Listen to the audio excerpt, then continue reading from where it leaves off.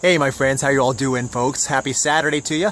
Coming to you today with a quick message. Michael Blomquist here, and I want to shoot a quick video for you folks. I want to talk to you about how not to sell, right?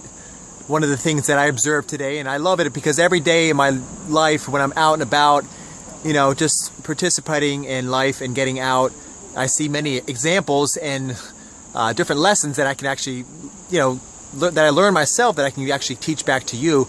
It's so cool because when you have the awareness of what's going on around you, you can see so much more. And I talked about consciousness and awareness in a prior video I did, so check that out. But folks, today what I witnessed is I was inside of a mall, right? And basically I walked by a store that was selling some different bath and kind of body care products, right? And at the door, right, there's a guy outside the door right at the front handing out samples of this, like, some kind of skin lotion, and he's like, would you like one? Here, we're giving out samples. I said, sure, I'll take one, and walked up to him, and then he said, come on in. He used his hands. He said, come on in here, I got to show you something. And I said, no, man. He's like, I was like, I got to be somewhere. I told him I got to go. I'm on a time crunch. I got to get going. He's like, he's like, come on here, let me just show you something real quick. So I'm actually not a very hard person to sell to, although I do pick up on people selling to me now because I've been in sales for the past 7 years.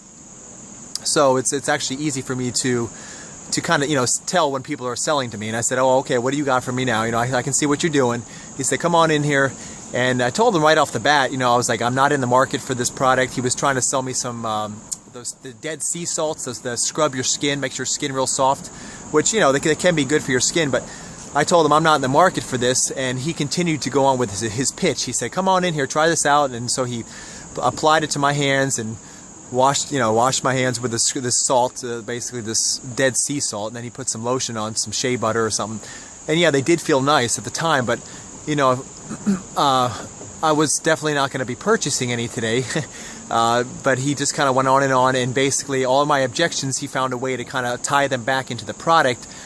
I was telling him, well, actually, all my money now that I have, I want to invest that back into my business, right? Because I'm in kind of the launch phase of my business, so I want to put everything I can back into my business. I was like, you can respect that, right? And he said, well, you know what? He's like, how many clients do you have? How many, I was like, I got a couple clients. He's like, well, what you can do is, tell you what, you buy two products, I'll give you one for free. You buy one product, I'll give you one for free.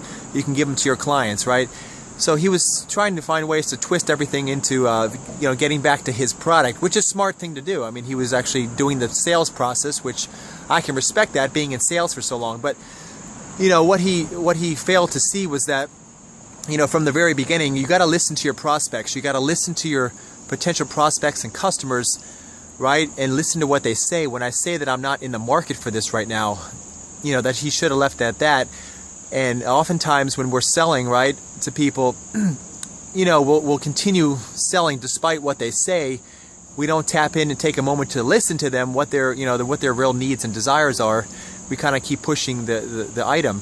And that's what he was doing today. And, really, in hindsight, if he would listen to me in the beginning, he would have wasted all of his time talking to me, all his energy that he put into trying to sell me this product, right? He could have said, okay, that's great. I appreciate your openness about this. I'll just, I'll talk to the next person.